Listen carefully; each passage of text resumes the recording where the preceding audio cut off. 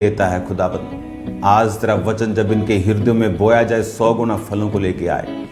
यीशु मसीह के नाम से मैं कमांड करता हूं, हर एक अंधकार की शक्ति जो उनकी जिंदगियों में काम करती, इस वचन को सुनने और मानने से रोकती, out in the mighty name of Jesus. प्रभु यीशु मसीह के पवित्र नाम में खुदावंद का आत्मा आपको बरकत दे। इस वचन के जरिए प्रभु यीशु मसीह के नाम में हम मांगते हैं, आमीन आमीन आमीन। God bless you all. सब ब्रांचेस ओवरसीज और ऑनलाइन चर्च और ब्रांच में जो लोग मौजूद हैं, वचन कहता है कि तुम सब लोग कलीसियाओं की रीति के अनुसार इकट्ठा होना मत छोड़ना। आपको इतना आलसी नहीं होना कि अगर ये ऑनलाइन मीटिंग लोग देख रहे हैं तो आप घर बैठे इसको ऑनलाइन देखें। शैतान यही चाहता है। ऑनलाइन उन लोगों के लिए है जो 500-600 किलोमीटर जिनके पास चर्च नहीं, कहीं बर्फीले स्थान पर रहते हैं, कहीं ऐसी जगह पे रहते हैं जहां पर पॉसिबल नहीं है उनका, वो जेल में हैं, लेकिन आप किसी जेल में नहीं हैं। इसलिए वचन कहता है कि इकट्ठे होना नहीं छोड़ना। आज जो वचन मैं आपको देने वाला हूं, आप ब्लेस्ड होंगे और आपके मन में खुदावंद एक तसल्ली को और एक विश्वास को पैदा करेगा। आपकी जिंदगियां सेम नहीं रहेंगी यीशु मसीह के सामर्थी नाम में। मेरा बिलीव है हर एक ब्रांच जो है वो ग्रो कर रही है, हर एक ब्रांच जो है वो इवेंजलिज्म में अपने हिस्सों को दे रही है। याद रखो, ब्रांचेस को ओपन करने का मकसद क्या है? उसका मकसद है आपको इवेंजलिज्म में लगाना, आपके जरिए सुसमाचार को फैलाना। ब्रांच एक इकट्ठे होने का स्थान है जहां से आप अपने पम्फलेट्स को लेते हैं, आप संगति करते हैं, नेक्स्ट कमांड्स को लेते हैं, आप समझते हैं परमेश्वर का आत्मा क्या कर रहा है। एक समय था जब, मैं नाम लिए बिना आपको एग्जाम्पल्स दूंगा और आप समझेंगे खुद। एक समय था, एक देश पूरी दुनिया पर राज करता था और उस देश में हर गली में चर्च होती थी। आत्मिकता उस देश की कम होती गई और उनका राज्य भी कम होता गया। अब जैसे जैसे आपकी स्पिरिचुअल लाइफ में आप बढ़ोतरी को पाते हैं, परमेश्वर आपके एरिया को, आपकी हदों को, कुछ लोग बोलते हैं मेरी लाइफ की हदें नहीं बढ़ती, मैं इस फाइनेंस से ऊपर नहीं जा पाता, घर लेने के टाइम पर ही मेरे पे अटैक होता है। तो याबेज ने कहा था, सचमुच परमेश्वर मेरी हदों को बढ़ा और मुझे सचमुच आशीष दे। इसका मतलब यह है कि जब आप परमेश्वर के करीब जाएंगे, आप उसके वचनों के करीब जाएंगे, वचनों को समझेंगे, वो आपकी हदों को बढ़ाएगा, जिससे आपकी पढ़ाई, आपका पैसा, आपका एफर्ट, आपकी विल, आपकी शक्ति, आपका गिफ्ट, बुद्धिमानी नहीं बढ़ा सकता। ना तो बल से, ना शक्ति से, बल्कि उसकी आत्मा के द्वारा वचन कहता है।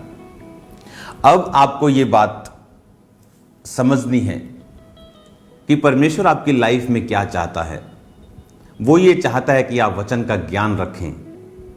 और मैं आपको फिर से एक बात बताना चाहता हूं पवित्र आत्मा के जरिए कि हमें ऐसा लगता है कि परमेश्वर जो है वो बड़ी बड़ी बातों को देखता है, कौन सा देश किसके खिलाफ युद्ध कर रहा है, कौन बड़ी, लेकिन बाइबल कहती है वो उसकी पलकें, उसकी आंखें धर्मी को नित्य देखती, उसकी पलकें धर्मी को नित्य जांचती।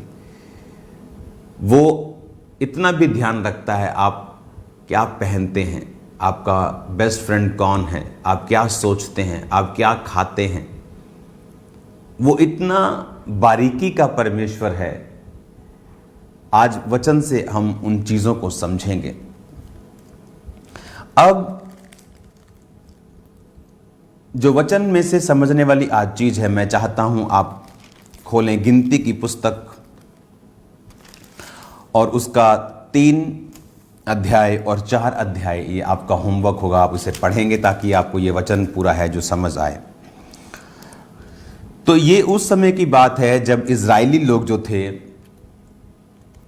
मूसा और हारून की अगुवाई में चल रहे थे और परमेश्वर ने उन्हें एक पवित्र तंबू दिया था जहां पर परमेश्वर का संदूक जो था वो वास करता था।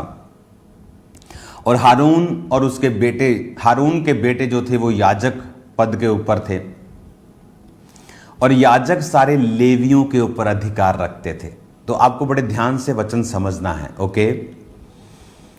ये वो समय है जब यहोवा परमेश्वर मूसा से बात करता था, मूसा हारून को बताता था, हारून ने राजा को बताई, तब से हारून मूसा के साथ जुड़ गया।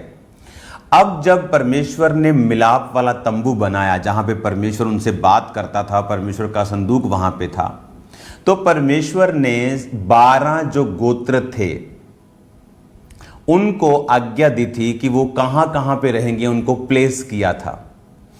उत्तर, दक्षिण, पूर्व, पश्चिम, 3-3 गोत्र सब जगह थे। बीच में मिलाप वाला तंबू लेकर लेवी लोग चलते थे। लेवी लोग किसी भी गोत्र में नहीं आते थे, उनको परमेश्वर ने गोत्रों में गिनने में मना किया था, क्योंकि वो सेवा के लिए अलग किए गए थे।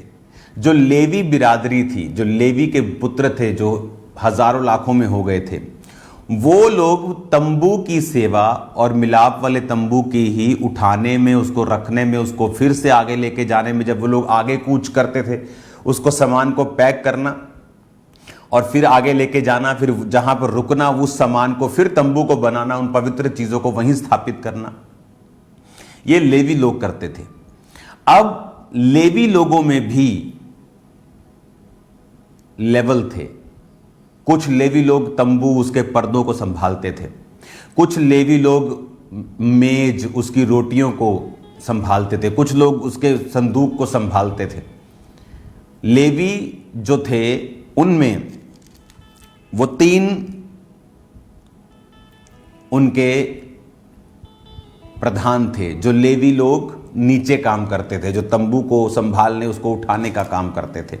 उनके ऊपर हारून था। मैं जानता हूं आपको समझने में थोड़ा भी लगेगा, लेकिन जो बात में मैं आने वाला हूं आप उसको ध्यान से समझना। तो जो अंदर जो तंबू था, उसके बाहर तो लेवी की, जो उसके बाहर तो 12 गोत्र थे तंबू के, इधर इधर 3-3-3-3। अंदर तंबू था, तंबू उठाकर चलने वाले लोग ये 12 गोत्र नहीं थे, उसको लेवी लोग करते थे। उनका प्रधान जो था वो हारून और उसके बेटे याजक, वो उनकी प्रधानगी करते थे। और अब बड़ी गहरी बात जो यहां पर मैं देखने के लिए मुझे पढ़ने में मिली, मैं आपसे वो शेयर करना चाहता हूं। अब लेवी लोग जो थे उस तंबू को लेके जाते थे, और परमेश्वर ने मालूम क्या बोला? परमेश्वर ने कहा, जब मैंने तुम्हें इस्राएलियों के हाथों से छुड़ाया था, जब मैंने तुम्हें पहलोठों को मार के फिरौन और उसकी सारी प्रजा के तुम्हें छुड़ाया था, तब से जितने पहलोठे तुम्हारे होंगे वो यहोवा के ही होंगे। परमेश्वर कहता है, लेवियों को मैंने इसलिए गोत्रों में नहीं चुना कि मैंने तुम्हारे पहलोठों के बदले में लेवियों को ले लिया है। यानी जो इज़राइल के 12 गोत्र के पहलोठे, यानी सबसे बड़ा बेटा जो परिवार का होता है, परमेश्वर ने कहा मैं लेवियों को इसलिए एक पहलोठा समझ के लेता हूं। अब जो 3 गोत्र तंबू के इधर है, 3 इधर हैं, 3 इधर हैं, 3 पीछे हैं, 12 गोत्र हैं। उन 12 गोत्रों में आप लगा लो कि जो 20 साल से बड़े थे वो 6 लाख लोग थे इन 12 गोत्रों में। लेडीज अलग, बच्चे अलग, बुजुर्ग अलग, जो माताएं थी वो अलग। हाँ, 6 लाख लोग। और आप जानते हैं इन 12 गोत्रों के जो पहलोठे थे वो कितने थे? कि ये 3 गोत्र, ये 3, ये 3, 3, 12 गोत्र, 6 लाख 20 साल से ज्यादा वाले लोग हैं। लेकिन इनके पहलोठे बड़े बच्चे कितने थे टोटल? वो थे 22,000 कुछ। और आप जानते हैं कि जो लेवी लोग, सेवा करने वाले लेवी लोग थे, मैं आपको बताता हूं। अब हम पढ़ेंगे गिनती 3 उसके 38 आयत को। जिन्हें मिलाप वाले तंबू के सामने अर्थात निवास के सामने पूरब की ओर जहां से सूर्य उदय होता है अपने डेरे डालना था, वे मूसा, हारून और उसके पुत्रों के डेरे हों। पवित्र स्थान की रखवाली इजराइल के बदले वो ही किया करे, जो कोई दूसरा समीप जाए वो मार डाला जाए। यहोवा की इस आज्ञा के अनुसार 1 महीने या उससे अधिक आयु वाले जितने लेवी पुरुषों को मूसा और हारून ने उनके कुलों के अनुसार गिना, वो सब के सब 22,000 थे। लेवी लोगों में से जो पुरुष थे, यानी जो मेल चाइल्ड थे 1 महीने से ज्यादा के, उनकी गिनती 22,000 थी। और 41 आयत में लिखा, मेरे लिए इजराइलियों के सब पहलोठों के बदले लेवियों को, इजराइल के पशुओं के सब पहलोठे के बदले लेविये के पशुओं को ले ले, मैं यहोवा हूं। यानी ये 12 गोत्रों के पहलोठों के बदले परमेश्वर ने कहा लेवियों को ले लिया।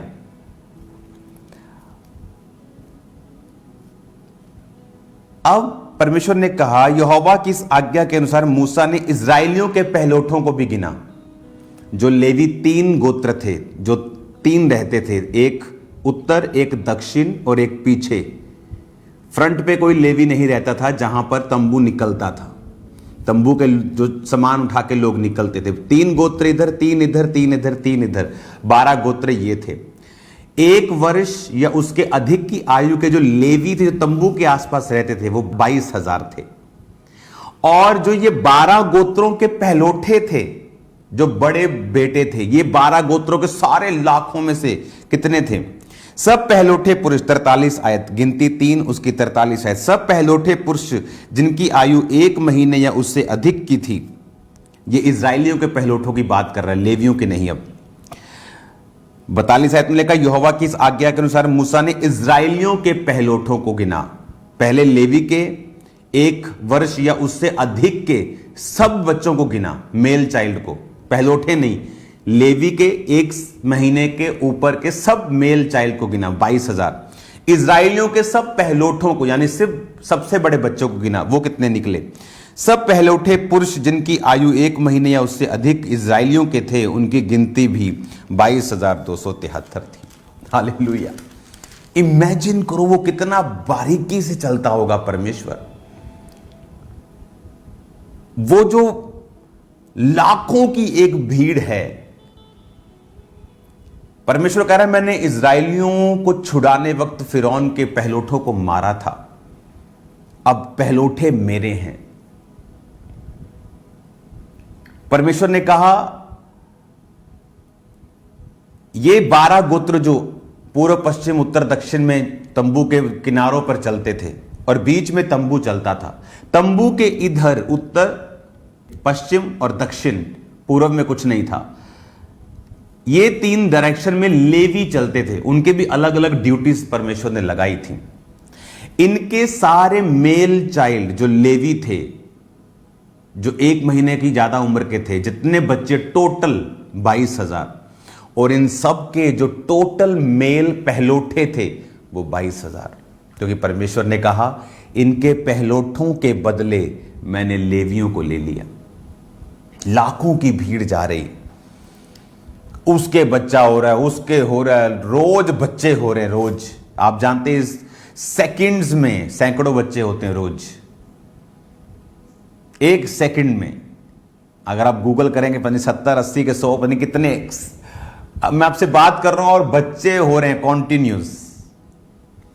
इमेजिन कि परमेश्वर 1 लाख, 6 लाख, जिसमें 20 साल से अधिक पुरुष गिने गए, लेडीज नहीं गिनी गई। 19 साल, 18 साल, 17 साल के मेल नहीं गिने गए, लड़कियां नहीं गिनी गई। 1 लाखों की भीड़ को परमेश्वर लेके जा रहा है। और परमेश्वर कहता है ये 12 गोत्रों के जो बड़े बेटे हैं, उनके बदले मैं लेवियों के बेटों को लेता हूं। और जब वो पहलोठे गिने जाते हैं वो 22,000, और लेवी के गिने जाते हैं मेल चाइल्ड तो 22,000। आप इमेजिन करो वो कितना कंट्रोल करने वाला और कितना चीजों को अपने हाथों में लेकर चलाने वाला परमेश्वर है। कुछ भी परमेश्वर की पहुंच से बाहर नहीं है। क्यों मैंने आपको यह सारी कहानी बताई है? क्योंकि आपको यह मालूम होना चाहिए कि वो ऐसा परमेश्वर है कि उनके बच्चे कितनी गिनती में होंगे, उनको लगता है मेरी शादी हो गई, मेरे बच्चे हो रहे हैं, लेकिन हर एक चीज को परमेश्वर कंट्रोल कर रहा है। इमेजिन आपकी लाइफ को वो कैसे छोड़ देगा। इमेजिन करो, क्या वो आपको छोड़ देगा? क्या वो आपको क्या लगता है, आपकी स्टडी की वो चिंता नहीं करता? क्या वो आपकी सेहत की चिंता नहीं करता? क्या वो आपके फाइनेंस की चिंता नहीं करता, या आपके परिवार की चिंता नहीं करता? मैं आपको बता सकता हूं कि परमेश्वर और उसका वर्ड इतना रियल है, आप सोच भी नहीं सकते।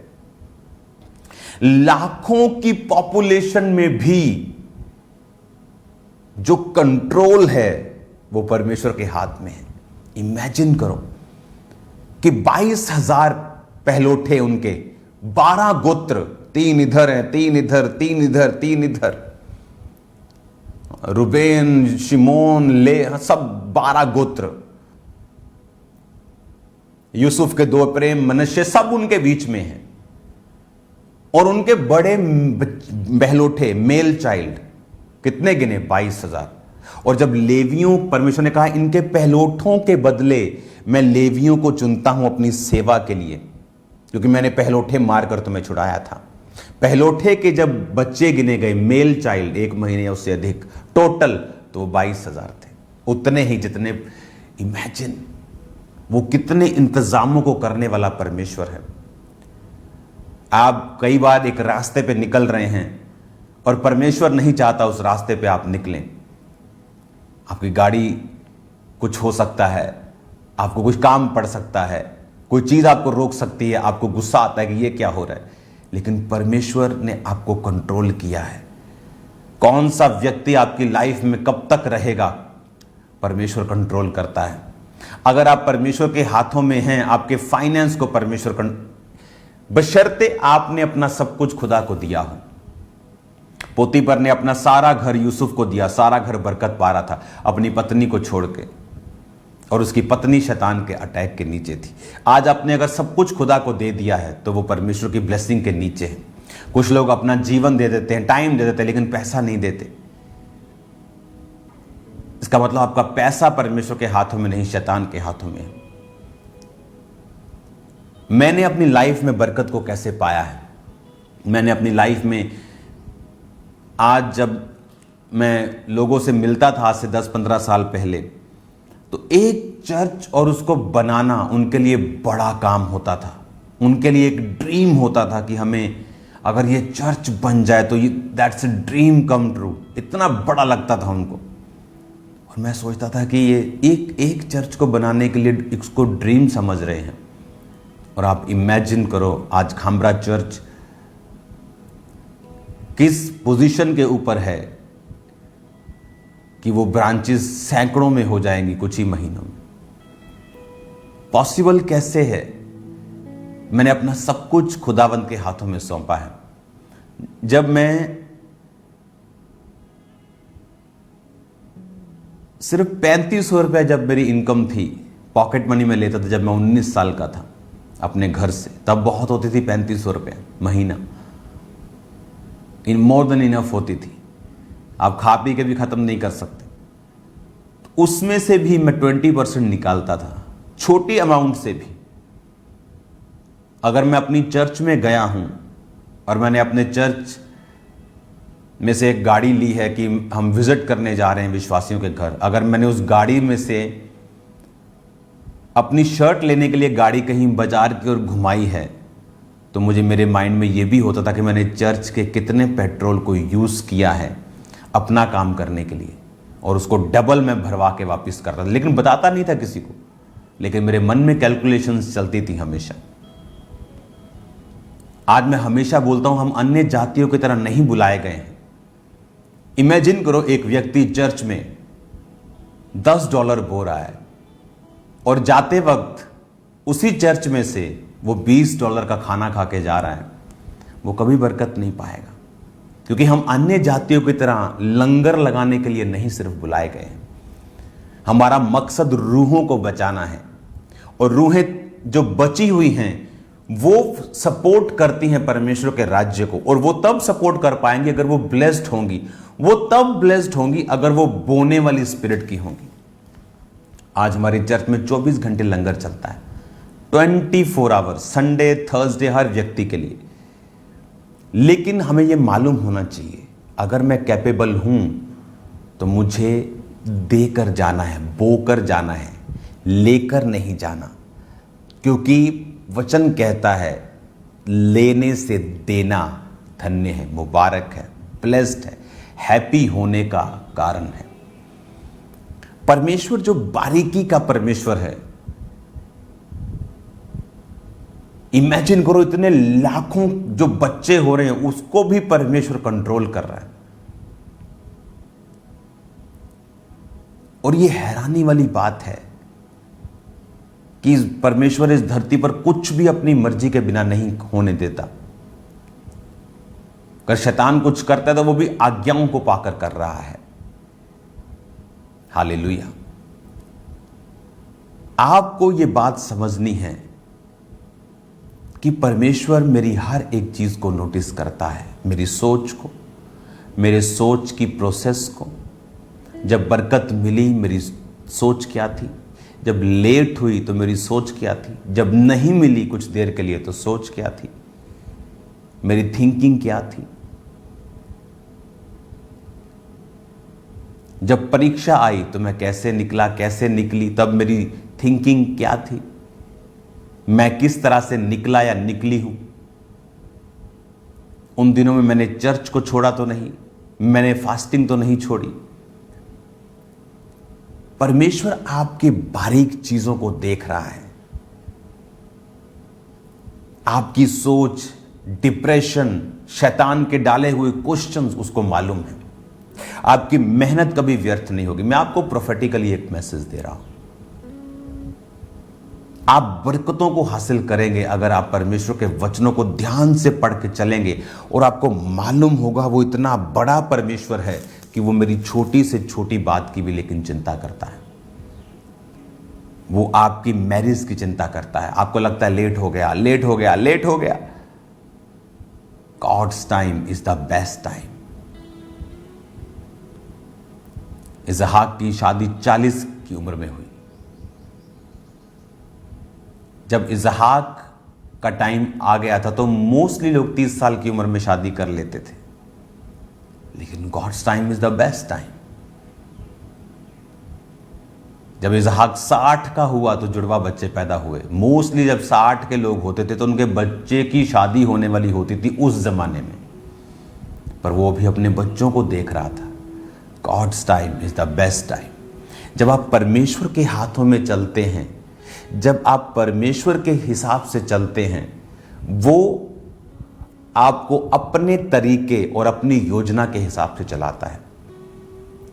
अगर इसहाक की 30 में शादी और 32 में बच्चे हो गए होते, शायद वो इतना स्पिरिचुअल ना होता।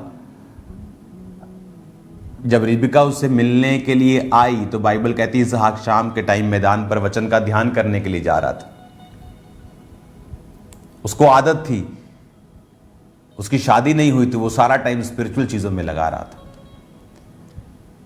अब 20 साल बच्चे नहीं हुए क्योंकि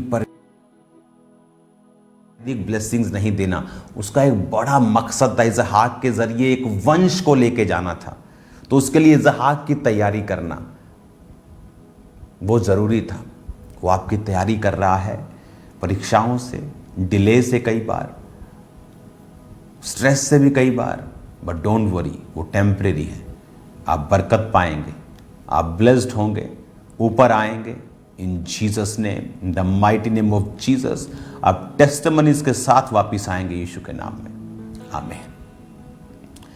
मैं इस वचन को जो आपने पढ़ा, मैं ये चाहता हूं आप इसे गिनती 3 और 4 दोनों आप ये घर जाके भी पढ़ेंगे, इन पे मेडिटेट करें। आपको मालूम होगा कि वो कितना महान परमेश्वर है। आप सेम नहीं हैं। इवेंजलिज्म करते रहिए कॉन्टिन्यूस। अमेरिका में मैं आ रहा हूँ अगले महीने लॉस एंजलिस में, तो तैयार रहो। इवेंजलिज्म हद से बढ़कर करना, इवेंजलिज्म बहुत ज़रूरी है। अपने काम सारी उम्र करते हैं लोग, क्या हासिल कर लिया? हाँ, हमने बच्चों को पढ़ा लिया, हमने घर बना लिया। ऊपर के लिए क्या रिकॉर्ड है हमारे पास? ऊपर ये नहीं देखेंगे हाँ भी बच्चों को पढ़ा लिया स्वर्ग में, नहीं पढ़ाया नरक में। पढ़ा लिया ये गुड है, you are a good human being, but are you a good Christian और गुड स्पिरिचुअल ह्यूमन ऑल्सो? ये आपको सोचना है, क्योंकि ऊपर आपके आत्मिक रिकॉर्ड लिखे जाते हैं। आपने कितने दिन प्रभु के लिए निकाले, कितने, आपको उसको मालूम है कितने घंटे निकाले, कितना सुसमाचार दिया, वो सब नोटिस करता है। अगर उसको बच्चों के बारे में मालूम है, वो लाखों में कंट्रोल कर सकता है, तो वो करोड़ों में भी कर सकता है, वो हजारों में भी कर सकता है, वो आपकी लाइफ में कर सकता है, आपके फाइनेंस को भी कर सकता है। आपके पास उतना ही है जितनी आपकी कैपेसिटी और जितना आज आपको चाहिए। हालेलुया। अपनी कैपेसिटी को बढ़ाओ, परमेश्वर में चलो, आप सेम नहीं होंगे यीशु मसीह के नाम में। अपने हाथों को उठाओ। अब हम वर्शिप को करेंगे इस प्रेयर के बाद, और वर्शिप के बाद हम मास प्रेयर को खुदा की दासी के साथ अटेंड करेंगे। राइट नाउ अपने हाथों को उठाओ। In the name of Jesus I command every evil spirit to come out in Jesus name. Out in the mighty name of Jesus, you devil, you darkness, out in Jesus name. Let there be light in Jesus name. यीशु के नाम में उजाला हो, यीशु के नाम में उजाला हो। यीशु मसीह के नाम से सब बीमारियां खत्म हो जाएं, आपकी लाइफ को छोड़ के जाए। Out in Jesus name. अपने हाथों को उठाओ। Thank you Jesus. पवित्र आत्मा अपने करीब आपको ले जाए, खुदा बाप के करीब ले जाए, अपनी गहराइयों को आप पर जाहिर करे। सब तरह की तकलीफें, बीमारियां और शैतान और उसके सारे अटैक आपकी जिंदगियों से खत्म। पाक रूह यीशु के करीब ले जा तू, ईमान में बढ़ा, जीना सिखा, सच्चाई की राहों पे तू चलना सिखा। पाक रूह यीशु के करीब ले जा तू।